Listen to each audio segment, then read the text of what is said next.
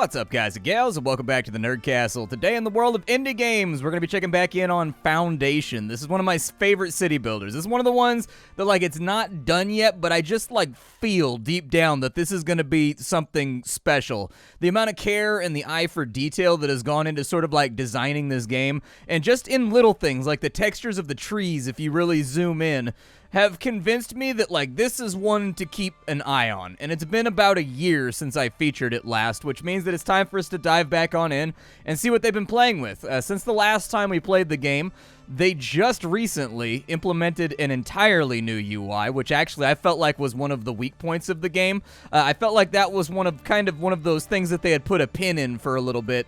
The last time we played the game, the UI was functional, but it was very, very minimalist.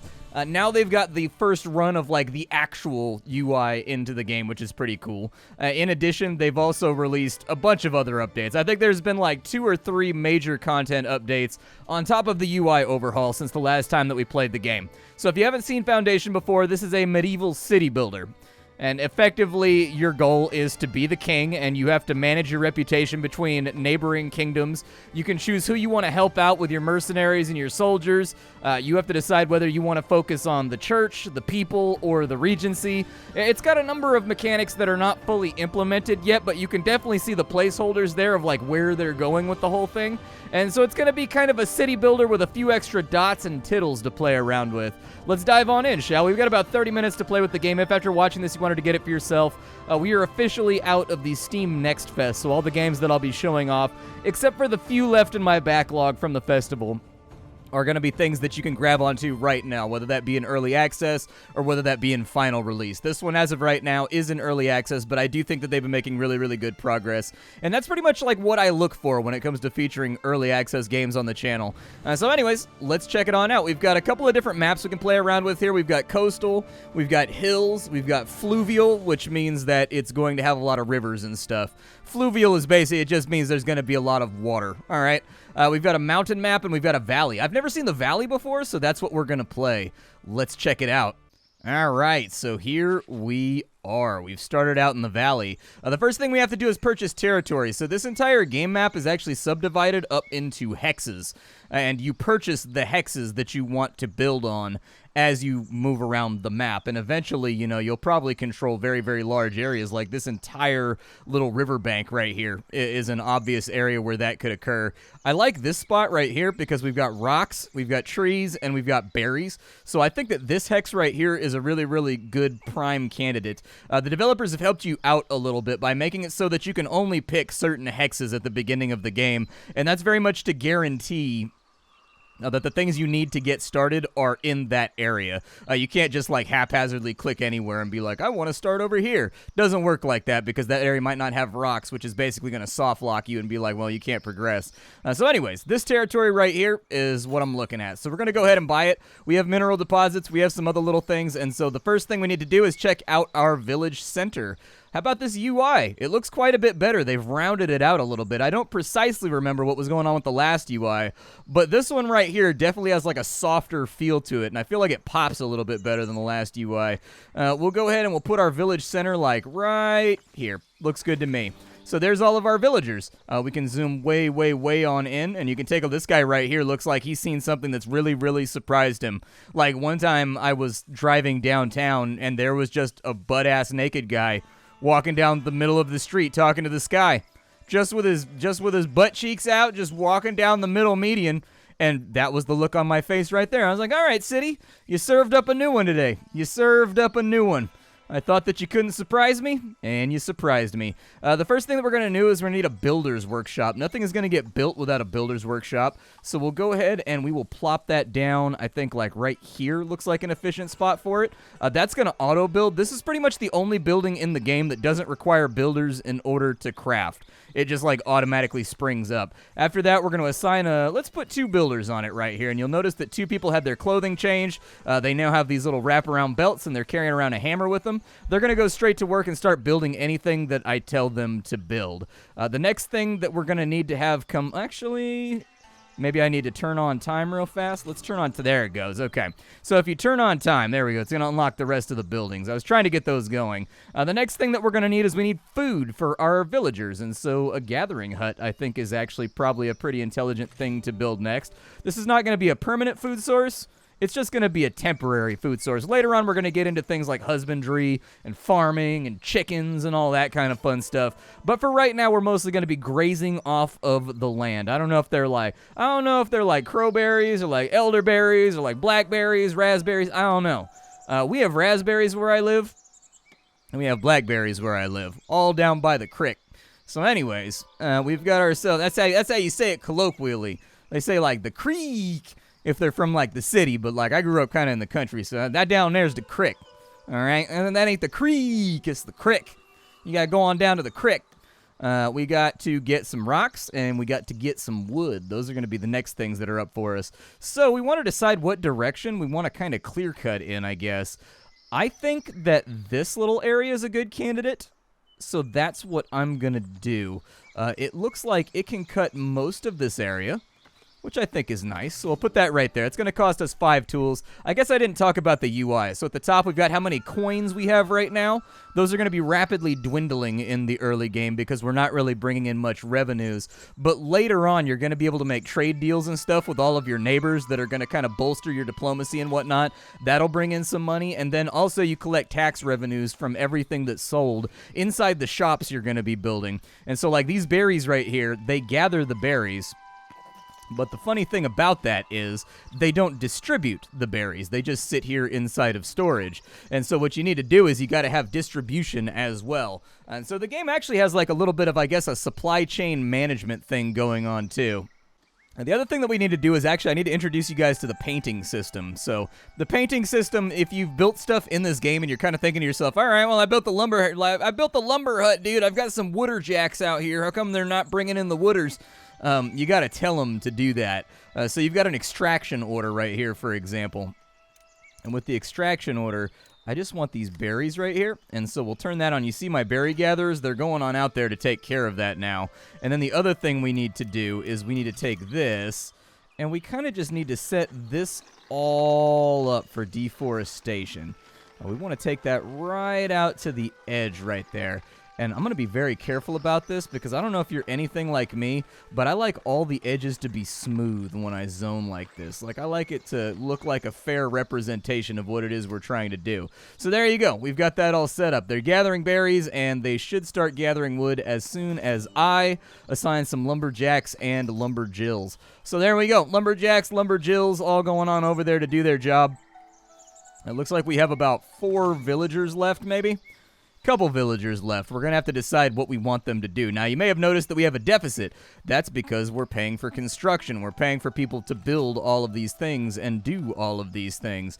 So they're producing the berries down here. The next thing we need to do is we need to distribute those berries. And so in order to distribute the berries, we need a granary. That's going to give them a storage location that they can take all of this to. I'm going to put the granary kind of like right here along this little improvised road that they've foot-pattied on out. But we're going to need stone before we can do that. So I'll just leave the shadow right there for right now. And then we'll go with a stone cutter's camp right here.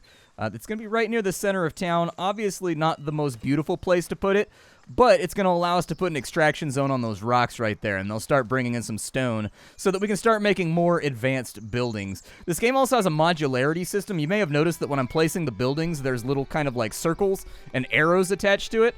These buildings have add-ons, and so basically you can build custom versions of these buildings with little add-ons that do things like increase the storage, increase the tax revenue that comes in from this building.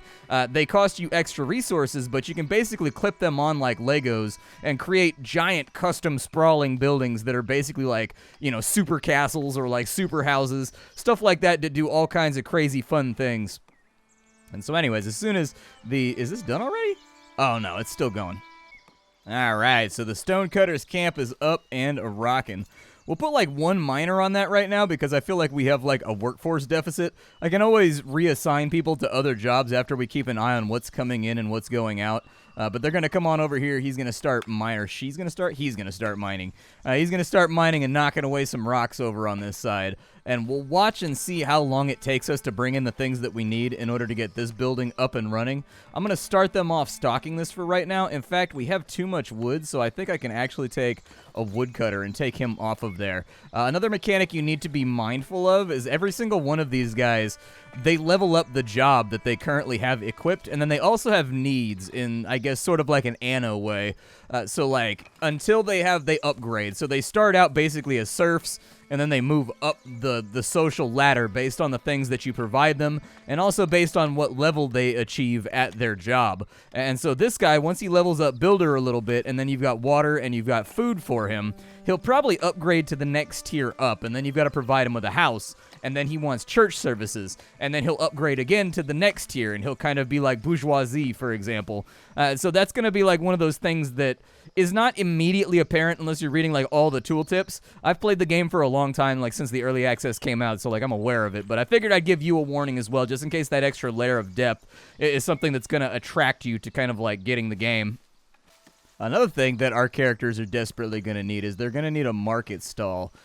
So if we put a market stall like right over here, we can just take like a basic market stall and we can drop it right there. They're going to be able to buy the berries. And so we'll go ahead and we'll put that right there real fast too, because we got plenty of wood. Like, we got resources coming out of our ears right now, so I'm not really too concerned about the acquisition of all this stuff.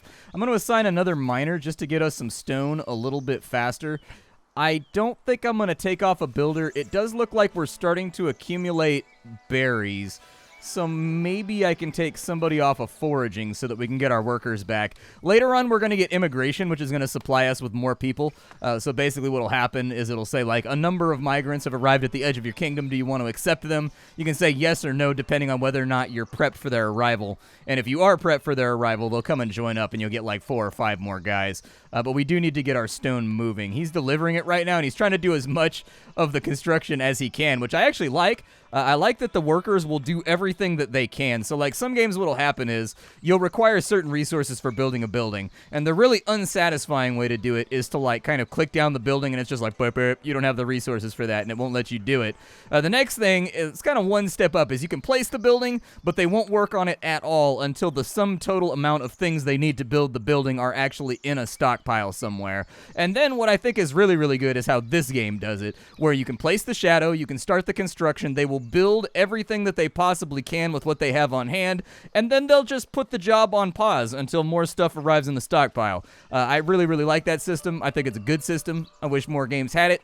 And so there it is. I've called it out in midst of my episode. It's actually a pretty stunningly good-looking game, too. Like, if you take a look at the textures on the trees and the way that they've used soft lighting to go across this, there's really no hard lighting sources like in the game. It's all kind of softened with the shadows. And so anyways, the reason they've done this is so that the game will age well.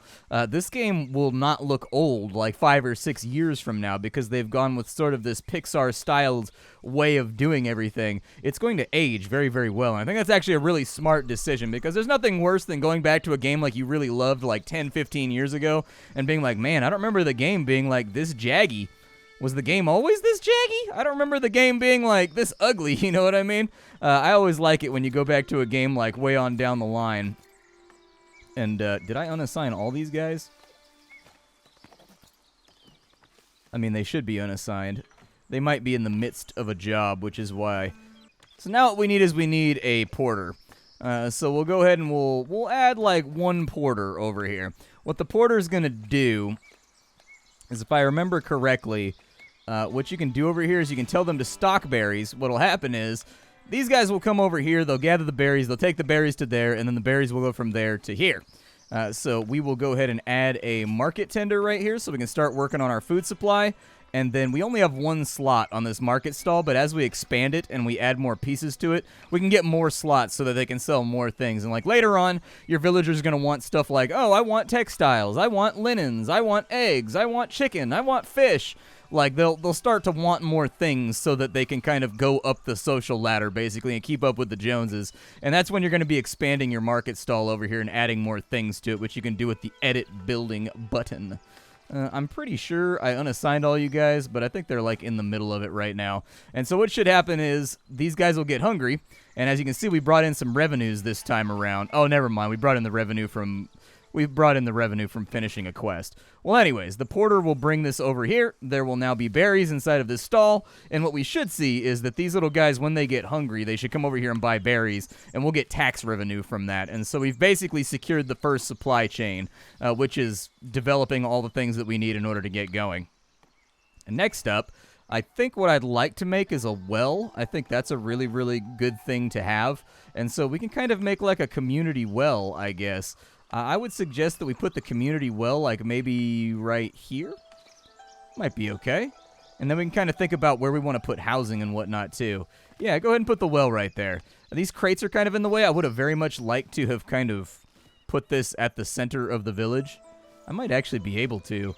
Oh, it can't be destroyed. Okay, I was going to destroy it, but I guess you're not allowed to do that. Fair enough. Fair enough. I assume it'll go away all on its own accord eventually. We've got enough stone to get that done, so it shouldn't be that big of a deal.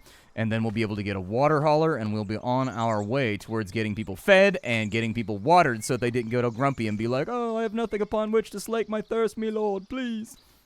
All right, so our well is up and ready to rock.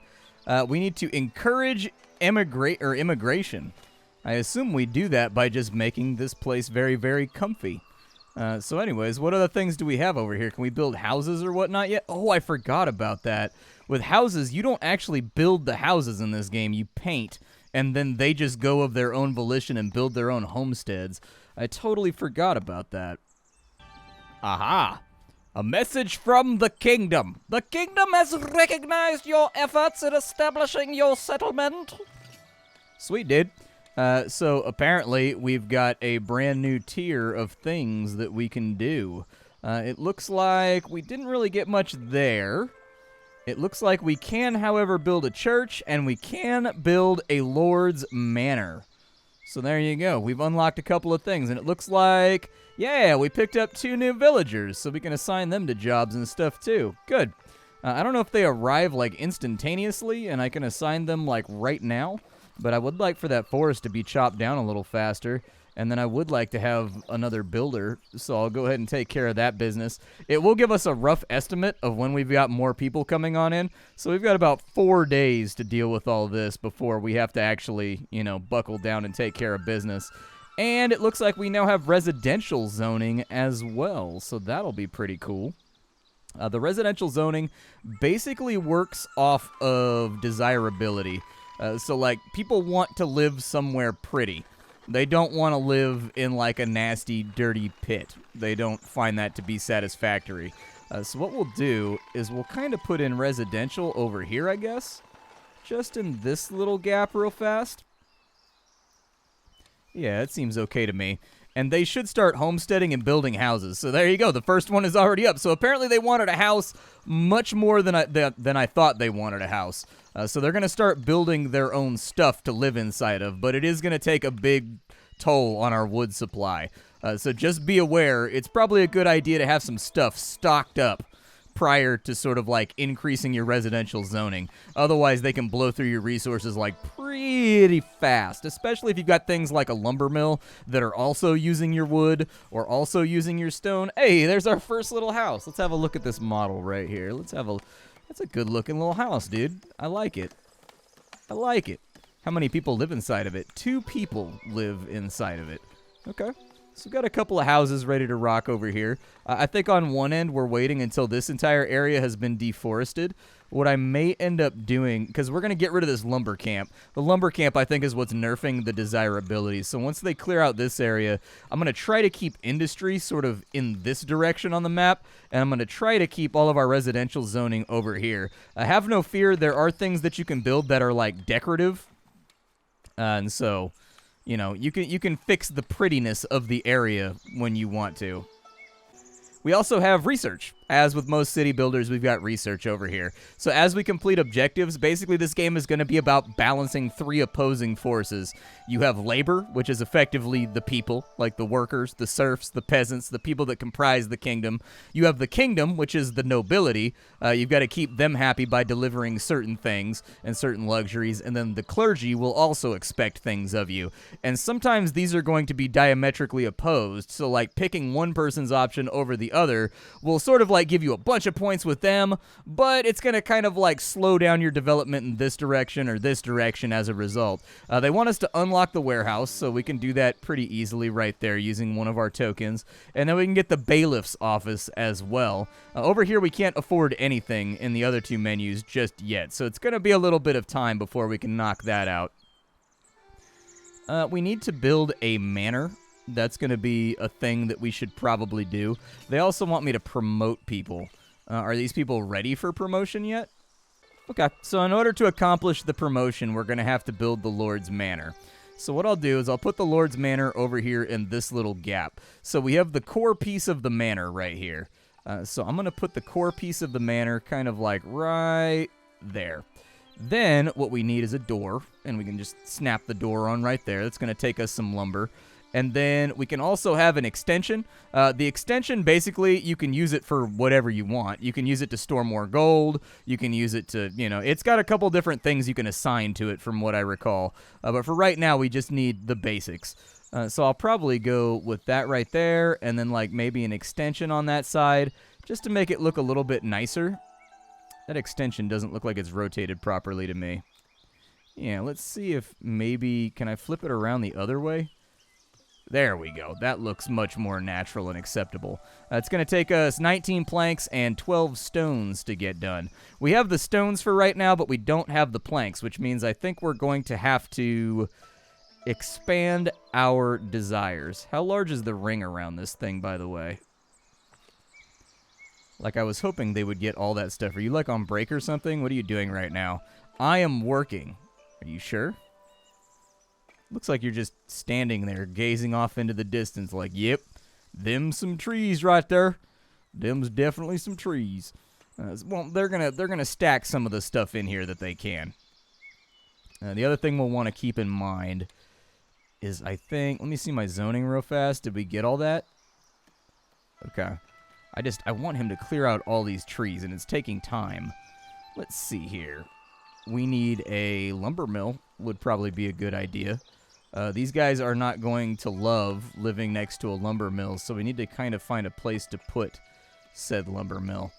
I would say we put the lumber mill, like, right over here.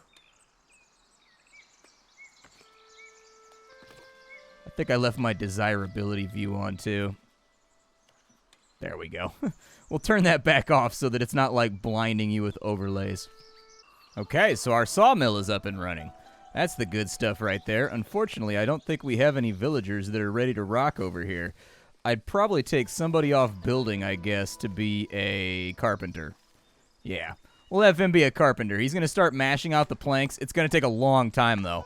Like, the Lord's Manor is kind of one of the major things that you have to work on in this game in order to get it done at the beginning. Sort of the opening salvo of the game, and one of your first big challenges is getting your own keep built so that you can effectively become the Burgomeister or whatever of this area and keep an eye on it. But as that unfolds, we're going to skip time for a little bit, and I'll see you when it's done. I'm getting pings that my housing is insufficient, so I guess I'll kind of expand this out a little bit, I guess. We can take this on down the riverfront and over to here. Yeah, that looks acceptable. I don't know if they'll knock down trees in order to get this going. Apparently, they're rebuilding the house right there, I guess. I suppose it was time for renovations. They want the place to look a little bit nicer. It's going to be ugly over here for a little bit. We'll fix it. Don't worry. It'll get fixed. But we'll try to make enough space for housing. They sort of build this stuff in a jumble, in all honesty. This is not the game for people that are crazy OCD and like to knock things out. Building in this game very much takes place as it did in Antiquity, which is very much with little planning and usually around a body of water. Typically what you find with old settlements from, the 500 ADs and whatnot is that they're all along a riverfront, and then if they're not focused on a riverfront, they're focused around a hill, and they kind of spiral down around the edges of a hill like that right there. And so you've got the people that are highborn that live on the hill in the defensible position near the castle, and you've got the people that are lowborn that live like in the valley and do all the labor and are not protected by the castle's walls. So anyways, this game is the latter category where they kind of just they kind of just build freely when it comes to stuff, so you should expect to have some sprawl. Oh, this place upgraded, so apparently the buildings can actually be built in larger... Oh... So there's like normal houses and there's like big houses depending on the space and availability that they can get done. Interesting. Oh, the Lord's Manor is done already too. Well, damn. I had no idea that we were already that close to being done. Okay, fair enough.